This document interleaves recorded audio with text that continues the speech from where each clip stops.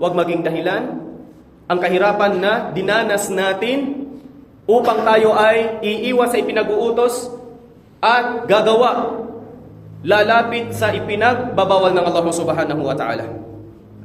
Ngayon, banggitin po natin ang talata ng Allah subhanahu wa ta'ala. Nabanggit ito sa Suratun Nisa, verse 32. Sabi ng Allah subhanahu wa ta'ala, ba'da a'udhu billahi minash shaitanir rajim. ولا تتمنوا ما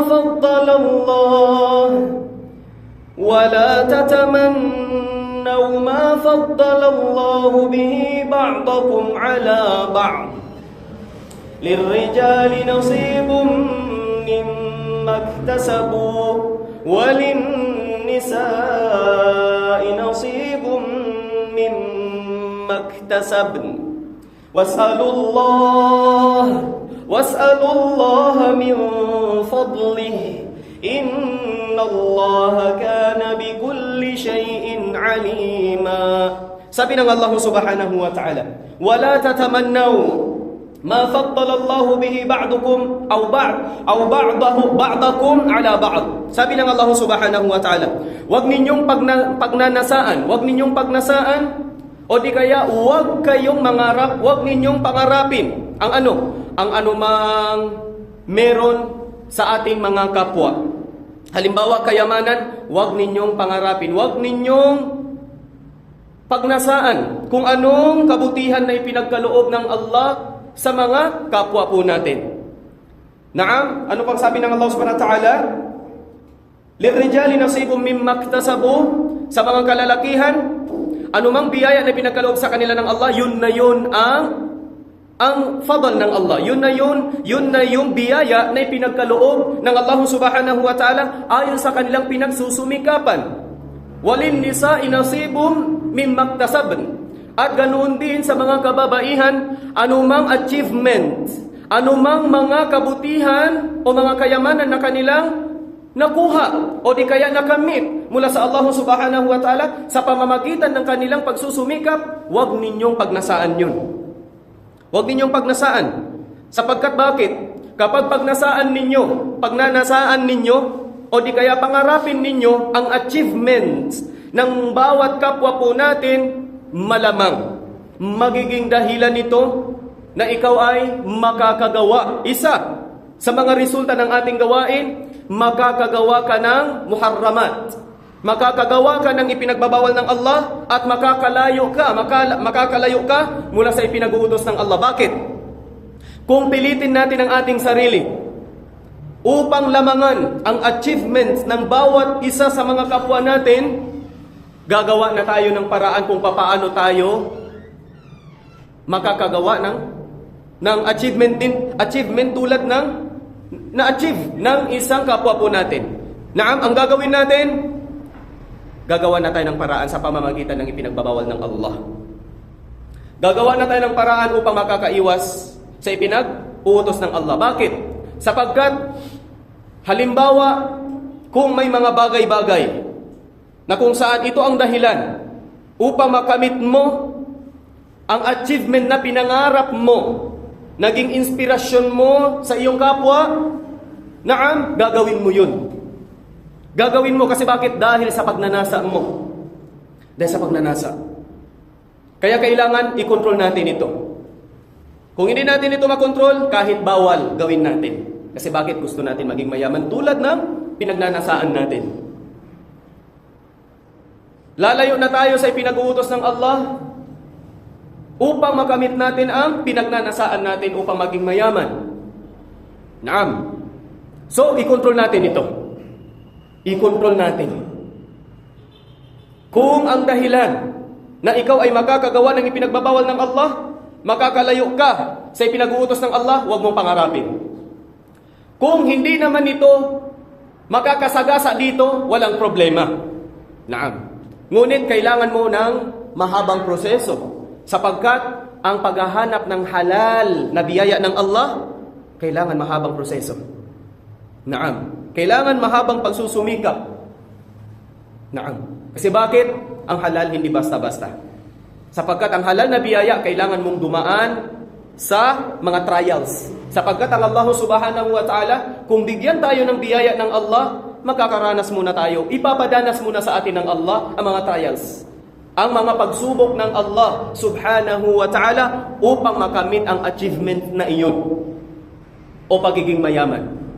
Ngunit kung gusto ng isang tao agad-agad maging mayaman, dadaan sa ipinagbabawal ng Allah. Magbebenta ng mga ipinagbabawal na droga, magbebenta ng mga ipinagbabawal na mga bagay-bagay, sapagkat malaki ang kita dito. Ngunit ito ay pinagbabawal ng Allah subhanahu wa ta'ala. Huwag po natin gawin. Naam. Sapagkat anumang nakikita nating achievement mula sa mga kapwa natin, yun na yung biyaya na pinagkaloob sa kanila ng Allah. Diyan ka na lang kung saan ka. Walang problema magsumikap ka, ulitin ko po, basta't hindi ka makakasagasa sa ipinagbabawal ng Allah subhanahu wa ta'ala. Basta't hindi mo maiiwasan ang mga ipinag-uutos sa iyo ng Allah subhanahu wa ta'ala. At ano pang sinabi ng Allah? Good news naman ito. Was'alullah. Allahu Akbar. Ang solusyon dito, was'alullah.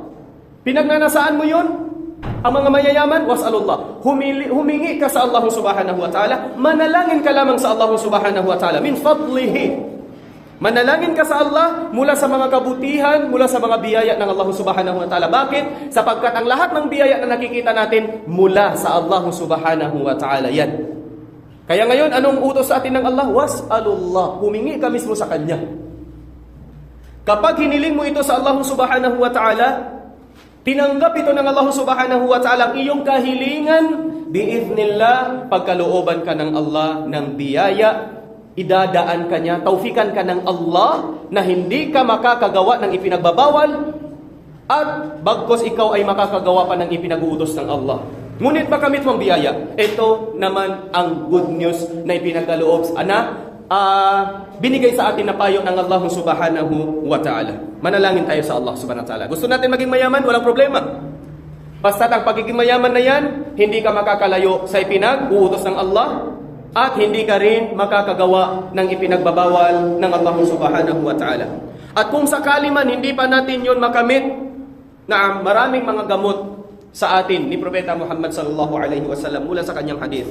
Ito po ang isa sa mga hadith ni Propeta Muhammad sallallahu alaihi wasallam. Laysal ghina an kathratil arad. Sabi ni Propeta Muhammad sallallahu alaihi wasallam, laysal ghina an kathrati al-arad. Hindi yung tinatawag na mayaman, ghina. Hindi yung tinatawag na mayaman sa pamamagitan ng pagkakaroon ng maraming kayamanan. Tandaan po natin, ito po ang sinabi ni Propeta Muhammad sallallahu alaihi wasallam. Hindi, ulitin ko po upang papasok sa ating utak, hindi ang tinatawag na mayaman kung sino man ang tao na pinagkalooban ng maraming kayamanan. Hindi yon ang tunay na mayaman. Anong tunay na mayaman? Walakinnal ghina, ngunit ang totoong mayaman, ghinan nafs. Yung mayaman siya sa kanyang sarili. Ano po yun? Anong punto dito? Mayaman ang kanyang pangangatawan. Ay ibig sabihin, walang sakit ang kanyang katawan. Walang sakit ang kanyang mga kalusugan. Magandang kanyang kalusugan. Healthy body. Yan ang tunay na mayaman. Ano pa? Anumang biyaya na darating sa kanya, kontento na siya. Kontento na siya. At agad-agad nang nagpapasalamat sa Allah subhanahu wa ta'ala. May mabili na siyang 1 kilong bigas sa isang araw, sapat na sa kanya. Nagpapasalamat na sa Panginoon. Magkakaroon siya ng ulam na sardinas, sapat na sa kanya. Magkakaroon siya ng mga simpleng mga pagkain, sapat na sa kanya. Kung ganito ang tao na sapat na sa kanya ang kakaunting biyaya, ito ang totoong mayaman. At nagdadala ng kalusugan ng kanyang katawan, ito ang totoong mayaman. Hindi yung mga totoong mayaman, yung mga may maraming kayamanan. Ayon sa sinabi ni Propeta Muhammad sallallahu alaihi wasallam, ito ay ginawang gamot. Ito ay bilang gamot sa ating pong lahat. Upang nang sa ganun ay hindi na tayo maiinggit sa mga may mga maraming kayamanan. Sapagkat kung maiinggit tayo, kung pagnasaan pa natin yan, yun na nga ang resulta na binanggit natin kanina. Gagawa tayo ng paraan sa pamamagitan ng pagsagawa ng ipinagbabawal ng Allah upang maging mayaman lamang. Naam. At ang kasunod pa na payo ni Propeta Muhammad sallallahu alaihi wasallam, qad aflaha man aslam wa ruzika kafafan wa qanna'ahu Allah bima atah. Ang hadith na ito, hadith mula kay Abdullah bin Amr, at ang hadith na ito, ang riwaya sa kanya ay Sahihu Muslim, authentic na hadith. Sabi ni Propeta Muhammad sallallahu alaihi wasallam, qad aflaha man aslam. Katiyakan, nagtagumpay ang sino? Ang sino man kanyang sinurrender, kanyang isinuko ang kanyang sarili. Kanino? Sa Allah subhanahu wa ta'ala. Sinuko niyang kanyang sarili sa Allah. Ibig sabihin, anumang resulta ng kanyang buhay dito sa mundo, isinuko na niya ito sa Allah subhanahu wa ta'ala, sa Panginoon. Bakit? Sapagkat alam niya ang kontrolado ng kanyang buhay, papahirapin siya o gawing mayaman, alam niya yun ay kontrolado ng Allah subhanahu wa ta'ala. Naam, ngayon isinuko na niya ang kanyang sarili sa Allah subhanahu wa ta'ala. Sabi ni Propeta Muhammad sallallahu alaihi wasallam, kada aflaha, katiyakan siya ay magtatagumpay. Nagtatagumpay ang sinuman isinuko niyang kanyang sarili sa Allah subhanahu wa ta'ala. Anong bilang paliwanag dito? Sabi dito, waruzika kafafan. Kapag siya ibiyayaan ng Allah subhanahu wa ta'ala, kafafan, yakfi, sapat na sa kanya. Sapat na.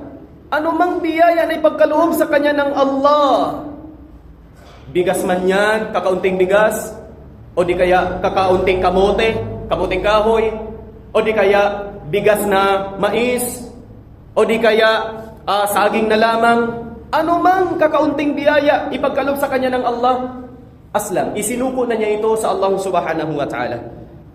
At ano pang sinabi ni Propeta Muhammad sallallahu alaihi wasallam, wa qanna'ahu Allah bima ata. At pagkalooban siya, bigyan siya ng Allah subhanahu wa ta'ala sa loob ng kanyang puso ng qana'a, contentment. Bigyan siya ng kapanatagan.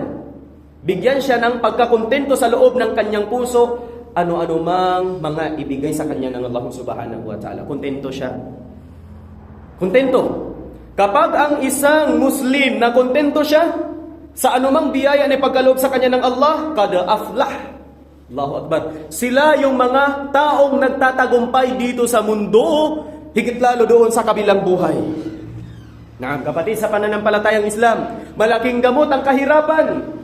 Kahirapan na dinanas mo ngayon. Kahirapan na dinanas ko ngayon. Kahirapan na dinanas mo ngayon, kahirapan na dinanas natin ngayon, wallahi, sabi ni Propeta Muhammad sallallahu alaihi wasallam, qad aflah. Katiyakan tayo ay nagtatagumpay. Kung isinuko natin, isinurrender natin ang ating sarili sa Allah subhanahu wa ta'ala, anumang biyaya na ipagkaloob sa atin ng Allah, tanggap natin, walang reklamo sa Allah. Bakit? Sapagkat may mga tao, opposite nito, na hindi nila makamit ang qad aflah. Katiyakan sila ay magtatagumpay. Hindi nila ito makamit.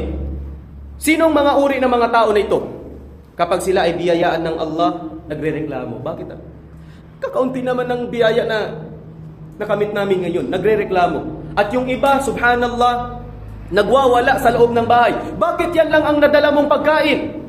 Lalong-lalo, pasintabi sa mga kababaihan, kung ang kanilang asawa naghanap buhay sa labas ng bahay at pag-uwi kakaunti lamang, 1 kilong bigas, 5 kilong bigas lamang, nagre-reklamo. Naam, kapag nagreklamo ka sa iyong asawa, wallahi, nakapagreklamo ka sa Allah subhanahu wa ta'ala. Bakit? Sapagkat ang biyaya na pinagkaloob, anumang nakamit ng iyong asawa, yun na yung biyaya na pinagkaloob ng Allah subhanahu wa ta'ala. Yun ay mula sa Allah. Mula sa Allah subhanahu wa ta'ala, sapagkat ang biyaya nasa kamay, nasa kontrolado ng Allah subhanahu wa ta'ala. Naam, huwag magreklamo. Naam, yung iba, dinadaan pa sa away. Dahil lamang kakaunting biyaya na dumating sa kanila. Kahit nagsumikap naman ang kanilang asawa upang hahanap ng biyaya ng Allah subhanahu wa ta'ala. Subhanallah. Ito nangyayari sa mga karamihan, pasintabi, sa mga kababaihan. Lalong-lalo yung mga kababaihan na reklamador, reklamadora. Naam, araw-araw nagrereklamo. Bakit yan lang ang biyaya na dala mo dito sa bahay? Marami tayong anak. Di pa tayo makakabili niya ng gatas ng ating anak. No. Huwag ugaliin ganito. Magsyukur sa Allah, magpasalamat sa Allah. Alhamdulillah. Lagyan mo ng contentment, ng qanaa sa loob ng iyong puso. Upang nang sa ganun ay makamit mo ang pagiging matagumpay dito sa dunya, higit lalo sa kabilang buhay. Tandaan po natin, magkapatid sa pananampalatayang Islam, si Propeta Muhammad sallallahu alaihi wasallam nung siya ay nag-Isra wal Mi'raj, Isra min al-Makkah ila Masjid al-Aqsa. Isra ang tawag doon. Ibig sabihin journey mula sa Makkah, pag-alis sa Makkah papunta sa Bait al-Maqdis o Baitul Maqdis sa Palestine, sa Masjidul Aqsa. And then ang al-Mi'raj, yun na yung pag-alis sa Baitul Maqdis papunta sa Sidratul Muntaha, doon sa langit ng Allah subhanahu wa ta'ala. Naam, si Propeta Muhammad sallallahu alaihi wasallam, sinabi niya ito nung siya ay pinahintulutan ng Allah ipapakita ang Jannah at ipapakita ang impyerno. Nung nakita niya, sabi ni Propeta Muhammad sallallahu alaihi wasallam, "Ittala'tu fil Jannah." Umabot ako, nakita ko doon sa loob ng paraiso ng Allah subhanahu wa ta'ala. Faraitu, nakita ko ang karamihan na sa loob ng paraiso, ahlihal fuqara. Masya Allah. Karamihan sa nakita ko sa loob ng paraiso, ayon sa sinabi ni Propeta Muhammad sallallahu alaihi wasallam, nung siya ay nag-Isra wal Mi'raj, nakita niya yung pinakamarami nakapasok sa loob ng paraiso, ahlihal fuqara, mga mahihirap. Subhanallah. Mahihirap mga kapatid sa pananampalatayang Islam. At alam niyo po ba, ang pinakamarami naman na nakita ni Propeta Muhammad sallallahu alaihi wasallam, ittala'tu fin nar. Umabot ako, nakita ko doon sa loob ng impyerno ng Allah subhanahu wa ta'ala. Faraitu, nakita ko doon akthara ahlihal aghniya. Nakita ko doon sa loob ng impyerno ng Allah subhanahu wa ta'ala, ang karamihan doon ay mga mayayaman. Subhanallah. So, ibig sabihin mga kapatid sa pananampalatayang Islam, ang mga mayayaman, wag na po natin kainggitan. Ang nararapat lang natin kainggitan, yung mga mayayaman na ginamit sa landas ng Allah subhanahu wa ta'ala. Yun ang kainggitan natin. Ngunit yung mga mayaman na hindi naman nag-iibada sa Allah, wag po natin kainggitan yan. Sapagkat, subhanallah, wa na'udhu billah min dhalik, sila ang mga unang makakapasok sa impyerno ng Allah subhanahu wa ta'ala. Bakit? Tatanungin sila ng Allah sa kanilang kayamanan kung saan nila ito kinuha. Kasi bakit? Kung ang tao na hindi nag-iibada pero mayaman, 99.9% galing ang kanyang kayamanan mula sa ipinagbabawal ng Allah subhanahu wa ta'ala. Bakit? Yun pa nga, ang ipinagbabawal ng Allah hindi niya kayang gawin. Ang pag-iwas nga ng ipinag-uutos ng Allah, kinaya niyang iwasan. Ang ipinagbabawal ng Allah subhanahu wa ta'ala, kinaya niyang gawin. Kaya kapatid, sa pananampalatayang Islam, magpasalamat po tayo. Kung tayo ay mahirap, magpasalamat po tayo. Insha'Allah, bi'idhnillah, pinakamarami makapasok sa paraiso ng Allah, mga fuqara, mga mahihirap. Insha'Allah. Wa aqulu qawli hadha, wa astaghfirullah li wa lakum.